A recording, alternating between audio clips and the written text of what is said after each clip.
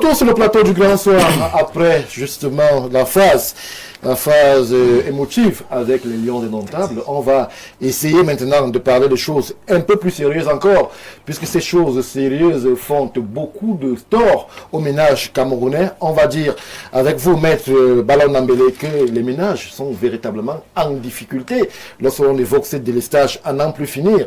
Certains s'en reviennent et même aujourd'hui regrettent le départ déjà 2 semaines après du NEO.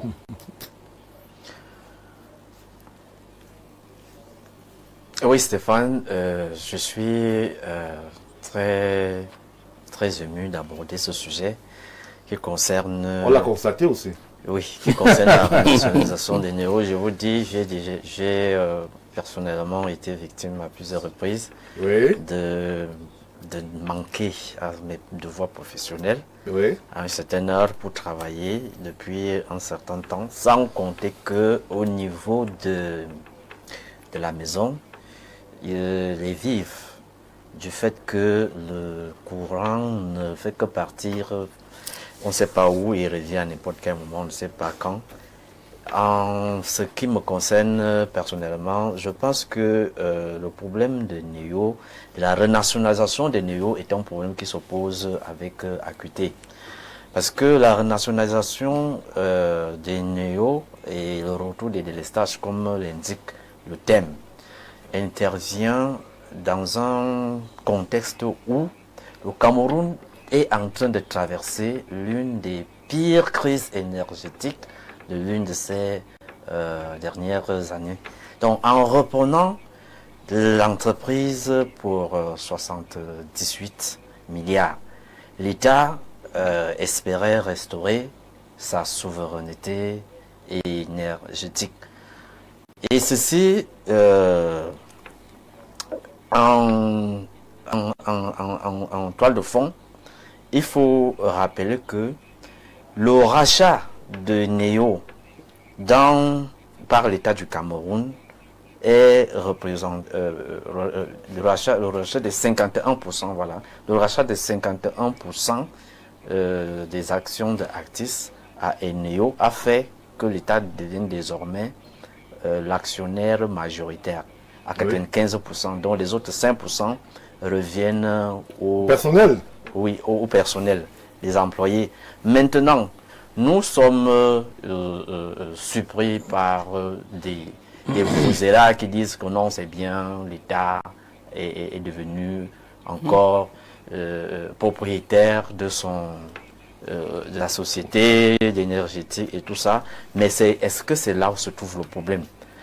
Est-ce que le problème des NEO, est-ce que le problème des NEO se trouve au niveau de qui possède les NEO, c'est-à-dire qui a la souveraineté populaire? C'est la question que vraiment on se pose. Les vraies questions qu'on devrait se poser seraient d'abord, premièrement, quel est le bénéfice réel des ménages et des entreprises dans un contexte de délestage chronique et de pression fiscale croissante.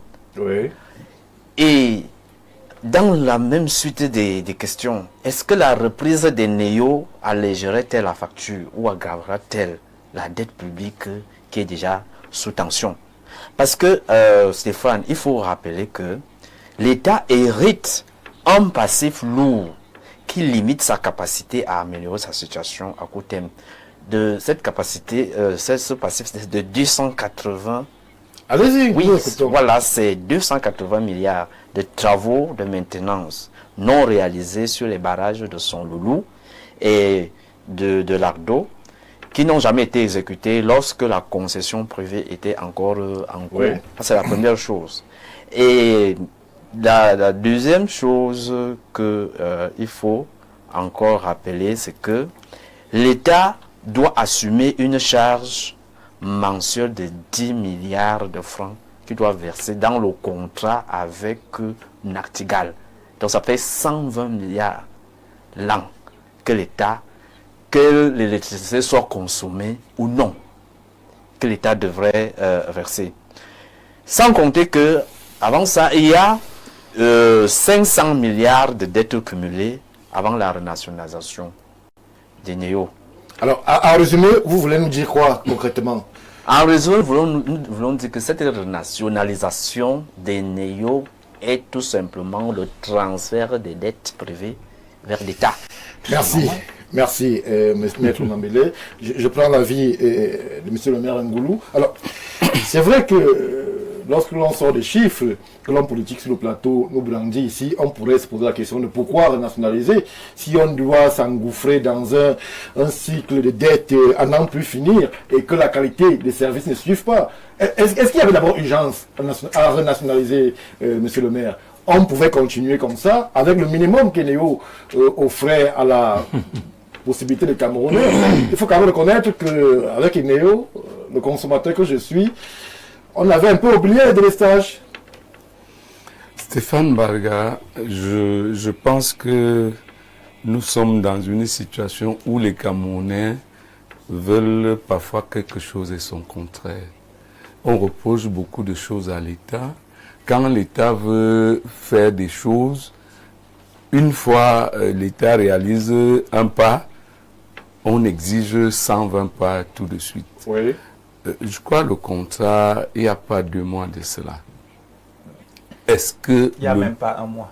Est-ce que le ministre a déjà eu le temps même de reprendre seulement les documents? On n'évoque même pas encore le ministre. Le ministre, lui, n'est pas concerné ici. C'est lui qui doit réorganiser. Oui. C'est pas son rôle. Puisque là, maintenant, Eneo s'en va, ça veut dire avec son administration, oui. Il faut maintenant nommer un nouveau management. Il faut. Je crois que l'État camerounais a traversé des contextes très compliqués. Oui. Et ça, les gens l'oublient. Quand son Excellence Paul Biya parlait des grandes ambitions en 2004, c'était justement pour aller vers l'industrialisation du Cameroun. Et il engage la construction des barrages. Malheureusement, avec les fortes crises, on est obligé de vendre ce qu'on appelait la Sonel. La Sonel étant partie, vous savez que l'État camerounais travaillait avec des sous-traitants. Oui. C'est les sous-traitants qui géraient la maintenance du réseau, qui remplaçaient les poteaux, qui faisaient pratiquement tout. Ça donnait même de l'emploi aux Camerounais. Eneo, qui est un commerçant, est arrivé. Il a pris essentiellement le volet commercial. C'est-à-dire qu'il fallait que l'argent qu'il a engagé entre dans ses caisses. Il y avait dans la convention des obligations d'investissement qu'il n'a pas assumées, qu'il n'a pas assurées. Maintenant, qu'est-ce que l'État fait? Donc la était urgente. Bien sûr, puisque le réseau est devenu vétuste, les barrages qui fonctionnent n'arrivaient pas à entrer en fonctionnement. L'État a même été obligé de créer 2 autres structures pour essayer de supplier la distribution d'énergie. On a créé le transport et la production. Laisser le volet commercial à Eneo. Nous avions toujours des problèmes d'énergie. Les délestages que vous décrivez aujourd'hui là, c'est le même phénomène qu'on vivait avec Eneo. Maintenant, vous pensez que c'est parce que Eneo est parti à 1 mois que la situation est devenue pire. Laissez quand même au moins. On ne pense pas. On évalue au égard à la situation des délestages qui ont... L'évaluation 1 mois seulement après. Seulement 1 mois après. Donc, en réalité, donnez quand même un peu de temps au gouvernement de réorganiser le secteur. J'espère que vous avez vu dans les journaux que ces sous-traitants sont en train de menacer d'entrer en grève. Et quand ils entrent en grève, c'est le passif des néos qui ne les prenaient plus en compte. Moi, je connais au moins 3 ont fermé. Ils n'étaient pas une dizaine. Les quelques 5 qui fonctionnaient sont pratiquement à l'arrêt aujourd'hui. Parce que même remplacer les poteaux qu'ils faisaient dans la ville, vous regardez les poteaux en bois là, ça tombe partout. Et Néo s'en foutait. Il fallait donc, est-ce qu'il fallait laisser la situation telle qu'elle? L'État a sommé Eneo de respecter l'aspect investissement. Il n'a pas bougé. Maintenant, l'État est obligé de reprendre... Alors, à ce niveau, on s'arrête avec vous, monsieur le maire Ngoulou. Les 78 milliards que l'État paye, c'est à qui et pourquoi? Eu égard au fait que Eneo n'a visiblement pas respecté son cahier des charges.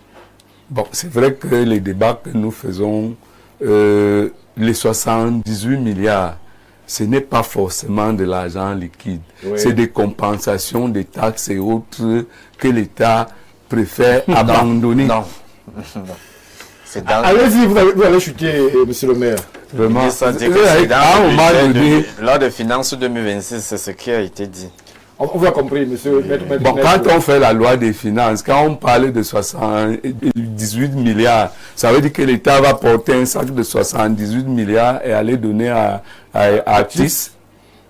Donc, il y a des débats. Il n'y a pas qu'Artis. Hein. Du moins, c'est une ardoise qu'il faut éponger. Oui. Et l'État a pris ses responsabilités. Ce qu'on doit dire aujourd'hui, c'est que laisser le temps à l'État de se réorganiser. Parce que c'est un secteur qui est pratiquement en lambeaux. Avec Eneo, c'était le saupoudrage. Il fallait payer parfois le carburant pour essayer d'activer... Est-ce que, monsieur le maire, je sors avec vous, est-ce que ceux qui étaient là, ceux qui ont orienté la décision institutionnelle vers une privatisation, ceux-là, est-ce qu'ils avaient bien observé à qui ils bradaient? Puisque à l'époque, c'était quasiment les braderies. Ils bradaient des patrimoines de souveraineté camerounais. Est-ce qu'ils avaient évalué justement l'assise financière et même logistique de ceux à qui ils offraient des patrimoines de souveraineté camerounais? Est-ce que l'erreur, c'est pas à ce niveau? Le problème ici, c'est une plateforme financière. Ce n'est pas un individu, ce n'est pas une entreprise. La plateforme financière, c'est que vous, monsieur Mbarga, vous mettez un peu, le maire Niemek met un peu, et nous constituons un budget. On nomme donc des gens qui peuvent saisir des opportunités d'investissement dans le monde.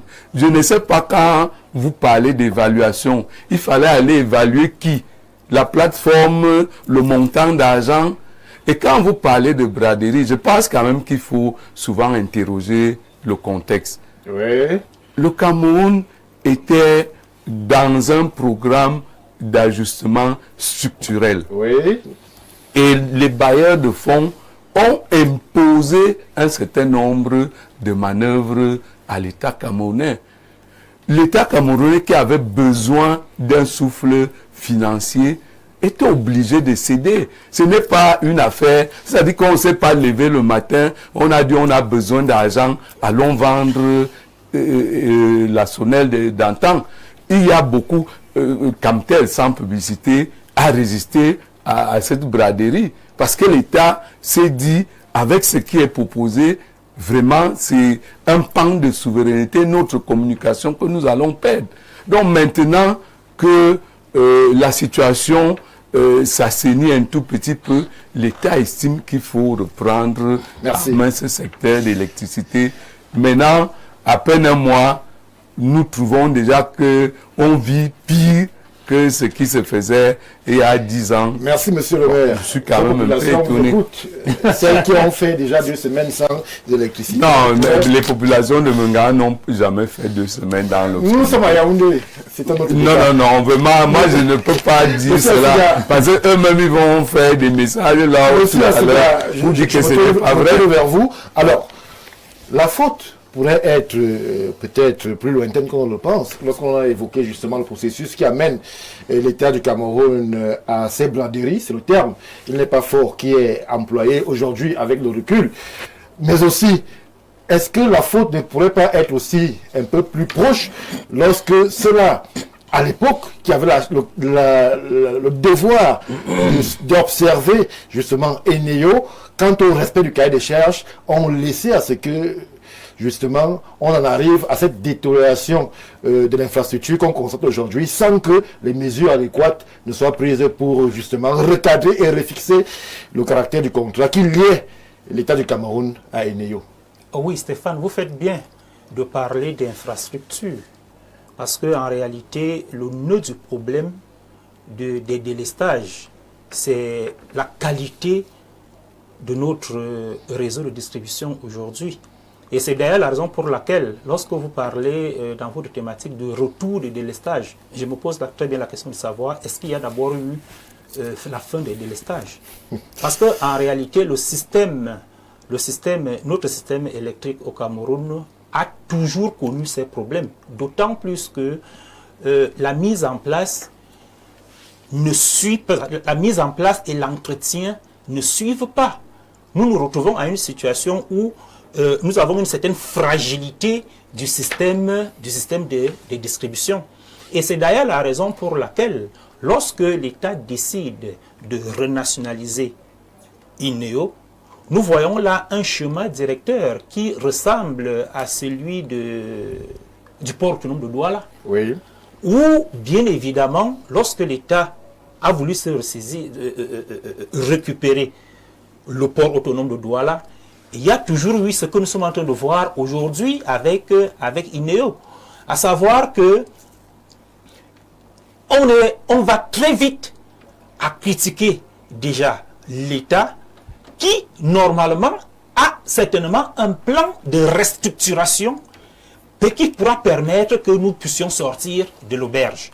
Et c'est d'ailleurs parlant d'INEO où je vais profiter de saluer vraiment un citoyen camerounais qui aide à travers son association, les Camerounais, à résoudre les problèmes de l'électricité. À savoir qu'à chaque fois qu'il y a coupure dans un secteur, on l'appelle, il saisit directement les agents d'INEO qui interviennent directement sur le terrain. J'ai nommé ici Sa Majesté Georges Ngonidjoa, qui a l'ARCEL, qui n'est autre que l'association de défense des consommateurs d'électricité. Oui. Et il intervient au quotidien. Vous lui envoyez le message, il interpelle les agents d'INEO et ils arrivent promptement sur le terrain et ils résolvent le problème. C'est l'occasion pour moi franchement de le saluer ici. Donc pour dire quoi? Pour dire que INEO a d'abord un premier problème. N'oublions pas que INEO c'est un commerçant. INEO est venu au Cameroun pour se faire de l'argent. Et pour se faire de l'argent, INEO était censé investir. Oui. Ce qui en réalité n'a pas suivi. Parce que nous nous retrouvons toujours encore avec des anciennes structures qui aujourd'hui ne nous apportent pas résultat. On se retrouve donc dans une situation où non seulement INEO est hyper endetté aujourd'hui, on parle d'une dette de près de 8 milliards par mois. Issu de quoi? Issu de ce que nous avons une gouvernance qui privilégie une certaine catégorie de sociétés qui, ma foi, ne payent pas de l'électricité.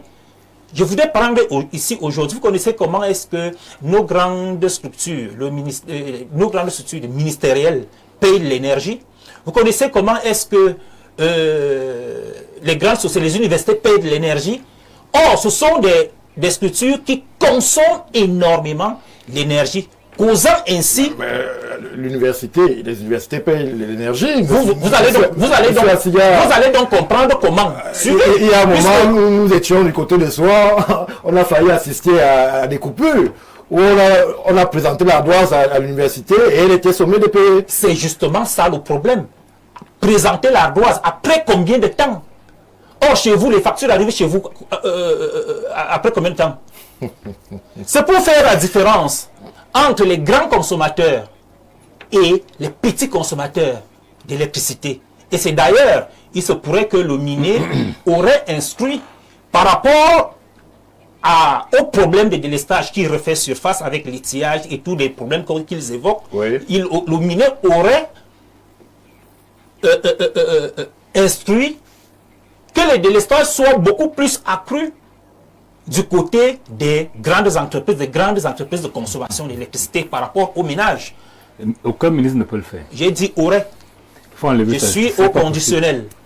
Alors, à partir de cet instant, vous voyez à quel niveau nous nous retrouvons. Le problème qu'on a aujourd'hui au niveau de INEO, c'est un problème non seulement d'endettement, mais aussi de la qualité des infrastructures. Oui. Ne l'oubliez pas, l'État, avec ses projets structurants, a eu à investir près de 1000 milliards pour cette affaire d'énergie au Cameroun.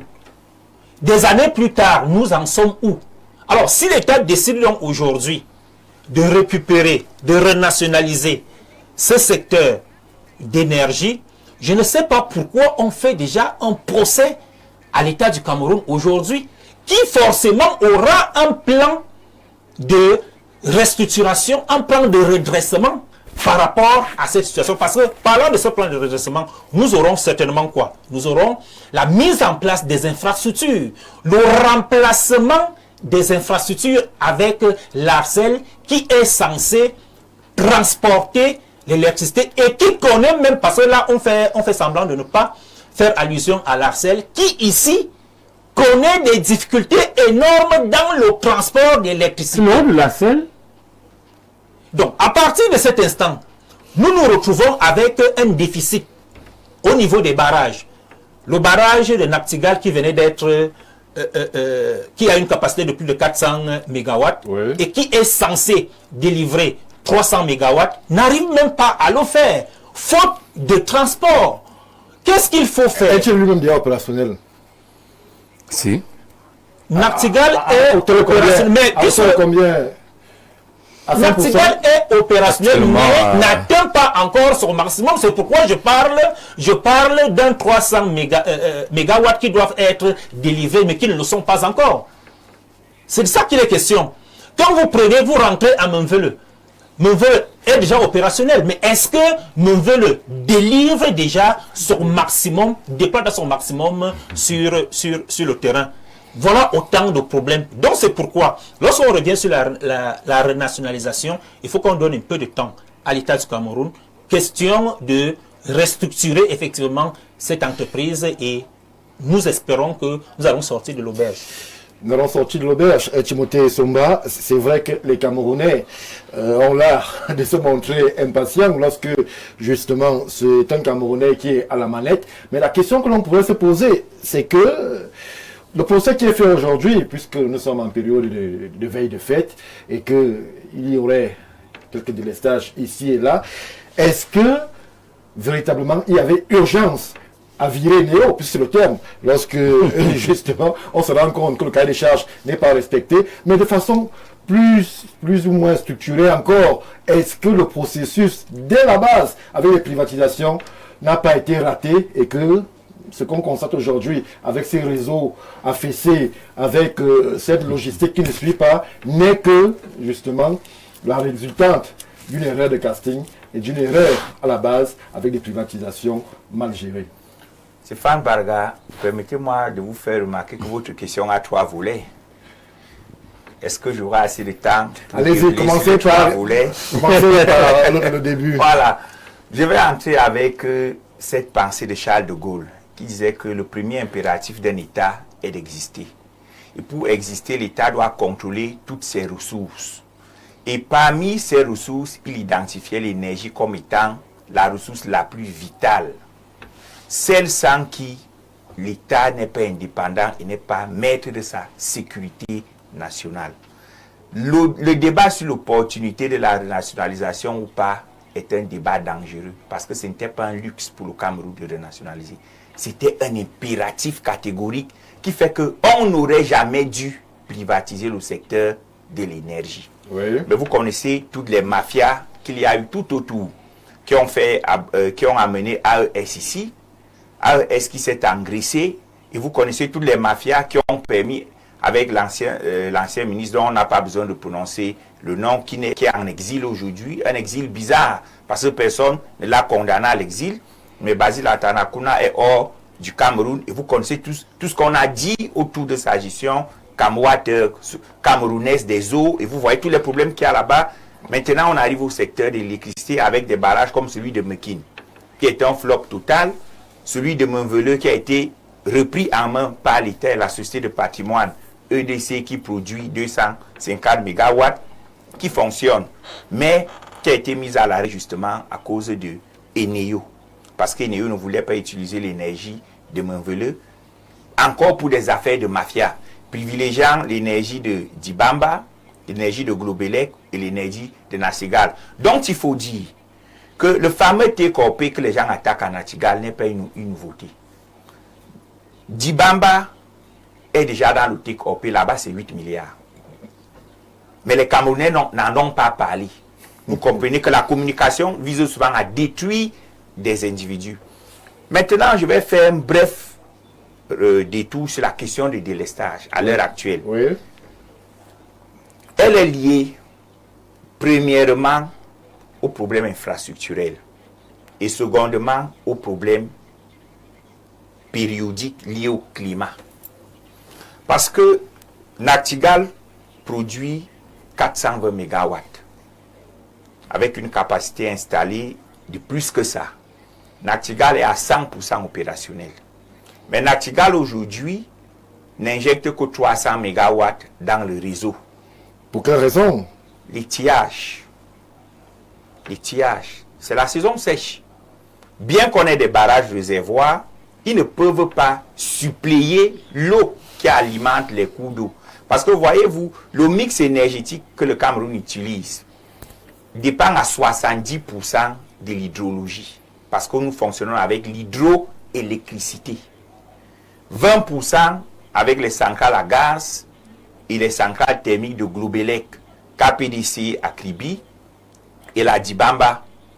On est en train de voir dans quelle mesure redynamiser la centrale à gaz de Limbi, qui justement va venir juguler la question des délestages.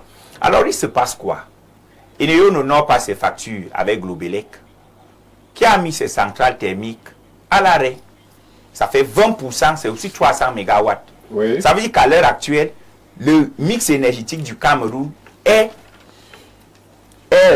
comment on appelle ça? Est diminué de pratiquement 300 MW. Monsieur Somba, Globelec, c'est un investisseur étranger. Globelec, c'est un investisseur étranger. Alors, qui lui... Où est-ce que la souveraineté du Cameroun s'exprime? Si on peut trouver... Je vais revenir sur les questions de souveraineté. Allons-y. J'explique d'abord l'origine des délestages actuels. Oui. Les fournisseurs de néo privés, tels que Globelec, ont fermé le robinet parce que néo ne paye pas. Ça veut dire qu'à l'heure actuelle, c'est les anciens barrages et Nachtigal qui alimentent le réseau, ce qui ne peut pas suffire pour la demande. Maintenant qu'on a compris cela, on doit se poser la question. On a renationalisé, mais est-ce que Néo est parti? Et Néo n'est pas encore parti. Parce que les 78 milliards que l'on doit verser à Néo n'ont pas encore été versés. Et la date butoir pour le versement de ces 78 milliards, c'est le 18 janvier. Oui. Donc, tant qu'on n'a pas versé les 78 milliards, Eneo est là. Mais là, on peut assister à un sabotage de Néo. S'il faut... Je l'ai dit à demi-mot. Si vous voulez donc que je l'ai dit, je l'ai dit. Parce que Eneo, sachant qu'il part, et que c'est l'État, le repreneur, qui va hériter de tout son passif, vous pensez qu'il va encore payer les fournisseurs? Eneo maintenant fait comme si lui n'a jamais eu 5 francs. Il ne paye pas Globelec, il ne paye pas EDC, il ne paye pas Sonatel, il ne paye pas les sous-traitants. Il attend ses 78 milliards pour partir et vous laissez vous débrouiller. C'est la raison pour laquelle la renationalisation n'est pas une option. C'est un impératif. Donc, il faut que les Camerounais comprennent, je le dis avec la gravité nécessaire, que Eneo ne veut plus juguler la question des délestages, qui est mitigable. Elle est mitigable parce que Memvere, qui a une capacité de 250 MW, peut injecter. Mais Eneo ne va pas payer. Eneo ne va pas payer. Sim. Ça fait donc que... Ça fait donc le débat, la question sur la renationalisation permet quoi? La plupart des personnes endettées auprès d'Eneo, en dehors de Globelec, c'est l'État du Cameroun. Oui. Eneo doit à EDC, Eneo doit à la Sonatel. Qui sont qui? C'est l'État du Cameroun. La renationalisation va permettre à l'État d'opérer des compensations internes. Parce qu'il faut qu'on sorte de l'idée que l'électricité est un bien de consommation sur lequel on doit se faire des bénéfices. L'électricité est un bien de souveraineté qu'on ne doit pas vendre comme on vend les beignets. Parce que sans électricité, vous ne pouvez pas industrialiser. Vous voyez? Donc, aujourd'hui, la renationalisation permet donc au Cameroun d'être souverain à quel niveau? On est souverain au niveau de la production, on est souverain au niveau de la gestion de l'eau, parce que c'est EDC qui, faut-il le dire, gère toute l'eau qui alimente les barrages au Cameroun, à partir du barrage de Lompanga, qui a une capacité de 6 000 milliards de mètres cubes d'eau, et qui permet de réguler tout le bassin de la Sanaga. Si on contrôle la production, il faut que les Camerounais sachent que c'est EDC qui vend l'eau en Actigal. Ça, quand on parle de souveraineté, ça commence là. Ça veut dire que si on coupe le réservoir d'eau en Actigal, ils ne vont pas produire d'électricité.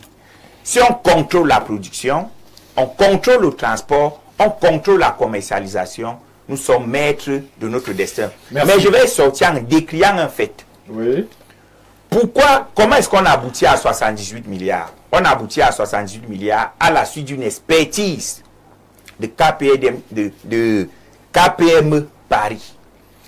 Tout simplement parce qu'il y a deux ministères qui financent l'économie du Cameroun, ministère des Finances et ministère de l'économie, qui ont dit qu'ils n'avaient pas 500 millions pour payer l'expertise.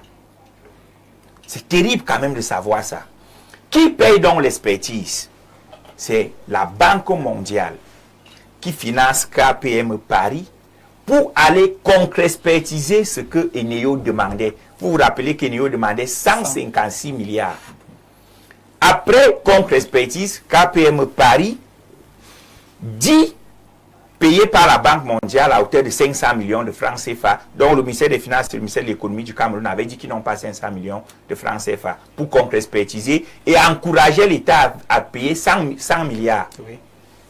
C'est KPME Paris, commandé par le ministère de l'eau et de l'énergie sous financement de la Banque mondiale, qui dit, au regard de toutes les difficultés économiques et financières, le minimum que Neo va accepter pour partir, c'est 75 milliards. Le maximum que vous devez payer pour ne pas vous faire entuber, passez-moi l'expression, c'est 80 milliards. C'est donc ainsi que les négociations financières seront bouclées dans l'intervalle 75-80 pour aboutir aux 78 milliards. S'il vous plaît, ce que je vais dire est important. Vous pouvez donc observer toute la cabale qu'il y a aujourd'hui contre le ministre de l'eau et de l'énergie. Parce qu'il a fait perdre au moins 20 milliards à une certaine mafia. La mafia est composée par qui? Par des Camerounais nichés dans certaines institutions, parfois publiques, qui sont actionnaires de Actis. On ne peut pas lui donner la paix parce qu'il a empêché aux gens de manger. Et c'est la raison pour laquelle ils vous disent renationalisation, retour des délestages. Les Camerounais doivent comprendre qu'il n'y a aucun lien entre la renationalisation et les délestages. Les délestages sont liés à des aléas techniques et climatologiques, mais la renationalisation, justement, va nous permettre de mieux gérer nous-mêmes et notre endettement et notre production. Merci Timothée Essomba pour justement ce développement. Alors, monsieur le maire, désolé d'avoir été long. Je me tourne vers vous. Ce qui est clair, c'est que les Camerounais ont besoin de comprendre ce qui se passe lorsque on a l'impression que les deux éléments sont liés. À peine on nationalise, à peine les sages font de plus en plus surface, de façon plus aggravée. Est-ce que justement, on peut dire que les éléments qui sont aujourd'hui ceux de souveraineté brandis par l'État du Cameroun sont censés nous conduire cela vers à ce qu'on puisse arriver à des dates, à des records symboliques comme au Rwanda où on a fait 10 ans sans coupure, ou comme en Allemagne où on a fait 35 ans sans coupure. Est-ce que justement le cap qui est fixé aujourd'hui par l'État du Cameroun avec cette renationalisation est celui-là, celui de la performance, celui du dynamisme, celui de la concrétisation d'une vision qui est celle d'une énergie capable de porter le développement? Stéphane Baga, la première chose que je dois vous dire, c'est que ce n'est pas parce qu'on a nationalisé qu'elle est délestage. Ça, il faut séparer ça. Oui. C'est un problème structurel et infrastructurel. La deuxième chose, c'est que Eneo est là. Et encore là. Et il risque d'être encore là pour longtemps. Ce n'est pas un problème d'argent. C'est que sur le plan structurel, le Cameroun n'est pas encore prêt à prendre Eneo en main sur le plan opérationnel. Ça, il faut le dire clairement. Parce que ça nécessite un certain temps. L'autre chose, c'est qu'il faut entrer dans la concession de Néo. Qu'est-ce qu'on a concédé à Néo? Pour comprendre. Parce qu'on est sur le tout mélangé. Le Cameroun est resté avec ses sociétés de patrimoine, même si elles ont été créées à un moment donné, mais c'est le Cameroun qui doit produire son énergie. Les institutions de budget, à un moment donné, les institutions avaient estimé que le Cameroun ne paye pas sa facture d'énergie, parce que c'est elle-même qui doit tout faire. Elle produit, elle transporte et elle distribue et elle vend. On a pris le vecteur le plus facile, en estimant qu'une société privée aurait les moyens pour faire payer à l'État. Et malheureusement, ça n'a pas trop changé. C'est ce que je disais tout à l'heure. Parce qu'il faut le reconnaître, ça n'a pas trop changé. Lorsqu'on envoie une facture d'électricité à la mairie, qu'est-ce qu'elle fait? Voilà. Je ne dirais pas ça ici. Qu'est-ce que vous faisiez? À l'époque, vous J'avais à l'université tout à l'heure. Voilà ce attendez, qu'il vous dit encore. vous croyez que les factures de 25 milliards arrivent une seule fois? Non, c'est que chaque mois, on dépose une facture quelque part. Mais je ne vois pas l'entreprise privée qui est capable de couper l'énergie, même en mairie, Voilà. si elle ne paye pas. On peut faire du bruit, vous sommez, mais on n'arrive jamais à couper. Ça veut dire que le vecteur qu'on avait confié à Eneo, c'est parce qu'on estimait que les privés pouvaient le faire mieux. Malheureusement, les pesanteurs, parce que ce qu'on ne dit pas, c'est que pendant 10 ans, Eneo a dit que les gens lui devaient 160 milliards de consommation d'énergie. On disait que c'était trop et tout et tout. C'est allé en s'augmentant. Donc il faut savoir que ce n'est pas parce qu'on a nationalisé que les décès ont fini, non. Le problème structurel va rester. Qui produit l'énergie au Cameroun? C'est l'État. Soit elle-même, à travers les sociétés de patrimoine, soit en sous-traitant à d'autres entreprises qui en réalité rentrent dans l'État. Oui. Qui transporte l'énergie? C'est l'État. C'est ça la réalité. Et Néo faisait quoi? Et Néo commercialisait ce qu'on a produit, ce qu'on a transporté. Mais pour transporter, il faut également beaucoup d'investissements. D'abord pour produire.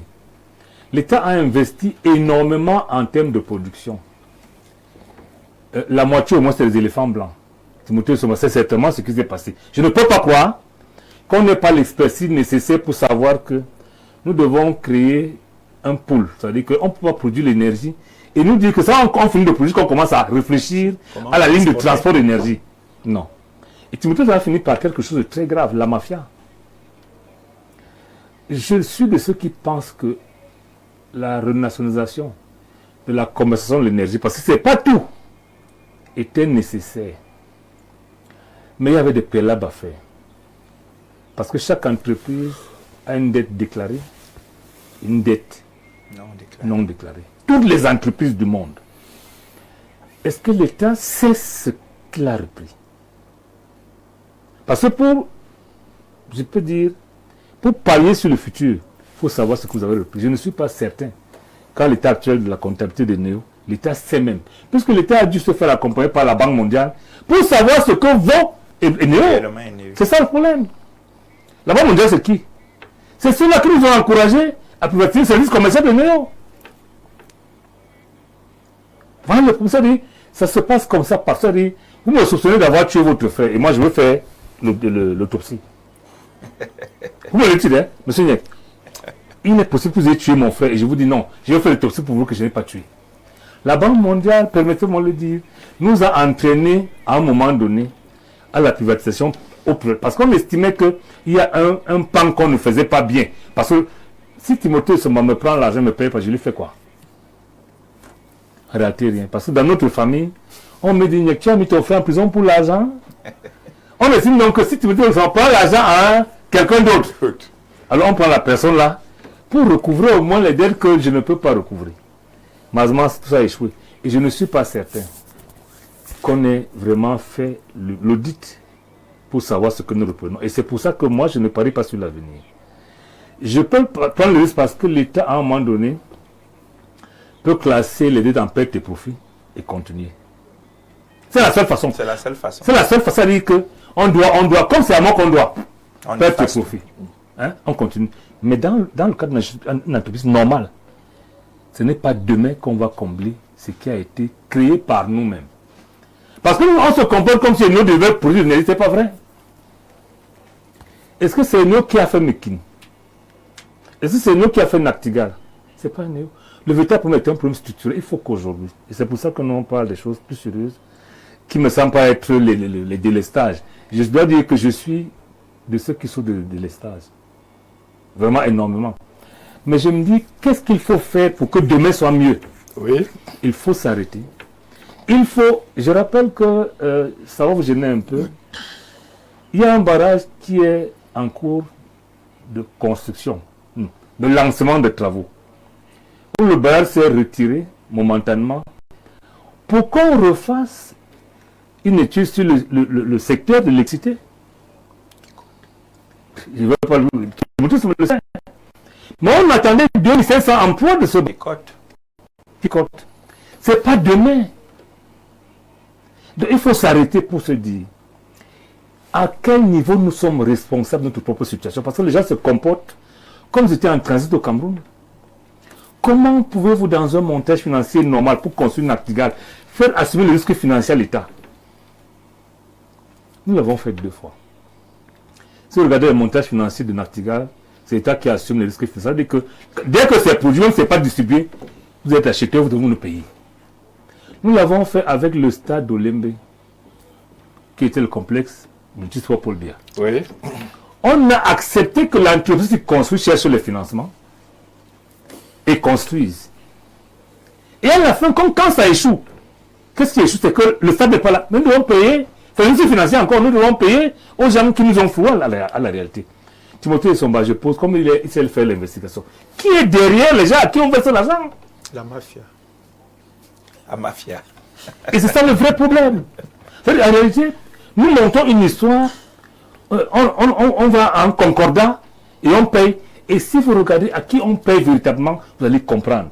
C'est ça qui est gênant. Et c'est pour ça que moi j'ai dit, l'État n'avait pas d'autre choix, ça je suis d'accord avec Timothée, que de reprendre le service commercial qu'on avait confié à quelqu'un d'autre. Maintenant, qu'est-ce qu'on va en faire?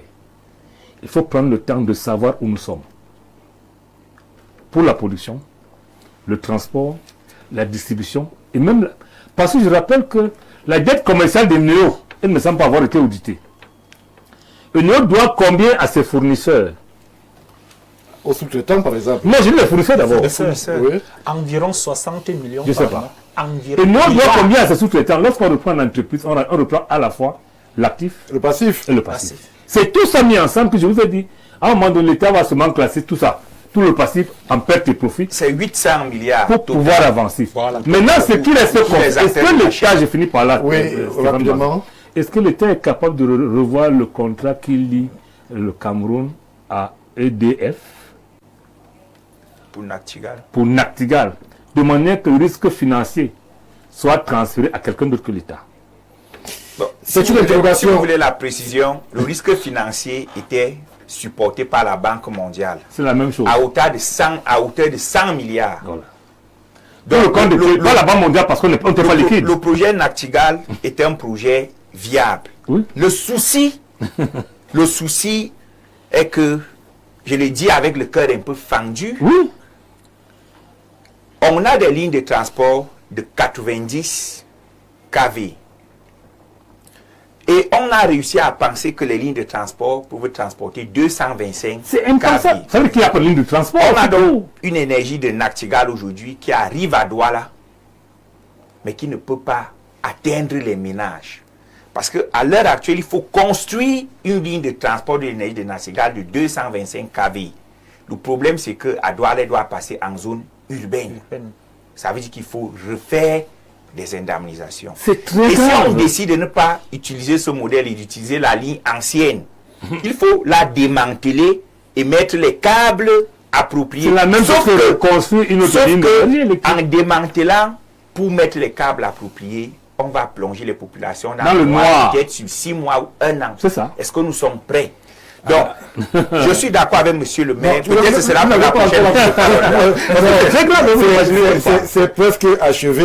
On va essayer de prendre l'avis de Maître Ballon Dambélé sur le plateau. Alors, lorsque tout ceci est dit aux Camerounais, il y a de quoi avoir peur, mais aussi il y a aussi de quoi avoir de l'espoir, puisque justement, il y a un éveil de conscience qui est établi, il y a une reprise en main. Il faut dire aux Camerounais que, justement, il y a des sacrifices qui pourront être faits de façon très, très souple, mais que, justement, on est dans un processus qui va amener à ce que les ménages soient plus amplement fournis en électricité. Oui, bien sûr, il faut le dire au ménage qu'il y a des sacrifices à faire. Mais souvenez-vous également, comme vient de le relever Timothée Somba, excusez-moi. on va aller rapidement, Voilà, puisque le temps est achevé. Voilà, et il y a un problème d'indemnisation qu'il faut déjà d'abord poser parce que au-delà de cette augmentation de densité, c'est ça? De la puissance. De la puissance. Capacité de transport. Est-ce que vous savez que jusqu'à présent, il y a encore des personnes ici à Yaoundé dont les indemnisations n'ont pas toujours été payées? Des personnes dont des personnes qui tirent des ficelles dans l'ombre pour récupérer des indemnisations à la place et en lieu et place des ayants droit. Et le directeur de Sonatrel est au courant. Non, monsieur, non. Et c'est quelque chose aussi. Vous n'avez aucune compétence pour l'affirmer. Non, c'est pas permis. On va rester sur, justement, on va rester sur les a priori, mais vous ne pouvez pas affirmer ici que le directeur d'une entreprise publique serait... Puisque j'ai un dossier, j'ai des dossiers sous la main. Et il y a 24 requêtes actuellement au niveau de la préfecture d'Onfou qui sont en souffrance. Permettez qu'on fasse le travail d'investigation qui est le nôtre. Donc oui, je vais vous donner des éléments. Je vais vous donner tous les éléments. Ils m'écoutent. Ils savent de quoi je parle. Merci. Et oui, et puis bon, merci, pour revenir à la question. Si vous on va dire que on peut donner la parole à quelqu'un d'autre pour que... Nous sommes en train de conclure le mot de la fin, monsieur Ngoulou. Oui, Stéphane Baga, l'avantage aujourd'hui au Cameroun, c'est que les actions publiques sont de plus en plus connues. L'information est de plus en plus publique. La preuve en est que sur le plateau, nous avons tous les chiffres, nous savons ce qui se passe. Il faudrait donc que ceux qui ont la parole publique essayent de dire aux populations... De rassurer tout au moins. Rassurer les populations que l'État est à la manœuvre. Oui. Je n'ai pas envie de dire que c'est du pile ou face, mais néanmoins, la situation est en train d'être maîtrisée. Merci monsieur le maire. Monsieur Ngoulou, situation qui est en train de... Monsieur Assiga, situation qui est en train d'être gérée, il faut rassurer le ménage. Bien entendu, l'État a déjà engagé un processus, celui de la renationalisation, et l'État ne saurait reculer aujourd'hui, que l'État récupère davantage sa commercialisation qui est d'ordre souverain. Et maintenant, dans cette récupération, il est premièrement question de mettre sur pied un plan d'urgence de redressement. Ce plan d'urgence de redressement va permettre de voir, commencer d'abord par l'audit, pour connaître et comprendre effectivement à quel niveau, quels sont les coûts, les charges que Eneo a laissé, voir dans quelle mesure il faut peut-être les aplanir, et maintenant relancer donc dans l'infrastructure, augmenter la production et tout ce qui va avec. Qu'il y ait quand même déjà la volonté de le faire, et ensuite on pourra donc s'adresser aux populations en leur demandant de supporter que nous sommes en train d'aller. Je vous ai pris l'exemple du port de Douala. À l'heure actuelle, le port de Douala est en train de sortir de l'auberge. Merci. Donc je sais. En fait, il faut préciser quelque chose. En une minute. La renationalisation des NEO, on n'a même plus besoin d'audit. C'est ce travail que KPM a fait. La renationalisation des NEO est soluble dans un programme qu'on appelle le Compact énergétique du Cameroun, qui a bénéficié de toutes les validations, les certifications de Washington pour intégrer le Cameroun dans un financement de 24 millions de dollars, où on a pris 20 pays d'Afrique qu'on va financer à l'horizon 2030. Ça veut dire que le Compact énergie avait déjà prévu qu'on va renationaliser NEO, avait déjà prévu comment on va restructurer, avait déjà prévu comment on va gérer la dette. La question aujourd'hui est que d'ici le 18, Eneo parte pour que les Camerounais reprennent en main la structure. En une minute, monsieur le maire. Parce que Stéphane, rassure-toi. La réalisation me fait l'exemple. L'esclavage a ceci de bien. c'est que vous ne payez pas de nourriture, vous ne payez pas d'eau, vous ne payez pas d'électricité. Lorsque vous êtes un esclave, vous êtes nourri par l'esclavagiste pour qui vous travaillez. La sortie de l'esclavage a donc un prix. Moi, je ne vais pas dire des choses qu'on ne va pas faire demain. On a fait le choix souverain de reprendre les choses en main. Il faudra qu'on sache qu'il faudra consentir des sacrifices. Lorsqu'un esclave sort de la barrière de son patron, il doit apprendre à payer l'eau, à payer le loyer et à payer l'électricité. Donc, il est possible qu'en attendant que le tout là soit mis en œuvre, qu'il y ait quelques sacrifices à faire. Absolument, il faut comprendre. Merci, merci monsieur le maire. Il y aura des sacrifices à faire. C'est ce qu'on peut dire, tout en rassurant les populations que, bien évidemment, tout pourra être fait pour que les fêtes soient un peu plus apaisées et qu'il y ait moins de délestage. Merci, maître Onambele, pour justement votre présence. Timothée Somba, monsieur le maire Ngoulou, monsieur le maire Niek, merci à vous, monsieur Asiga. Merci à ceux qui ont réagi de Côte d'Ivoire, du Congo, du Rwanda, de Guinée équatoriale, de Belgique, de France, des États-Unis, puisque Info TV, c'est le média ouvert sur le monde. Vous ne bougez pas. 19h, c'est le temps de l'information. Mildred Fongue est déjà dans les parages pour justement vous servir le meilleur de l'information en langue de Shakespeare. 20h, Madeleine Kanbi. Même exercice, toujours pour l'information, la vraie. Bon début de week-end.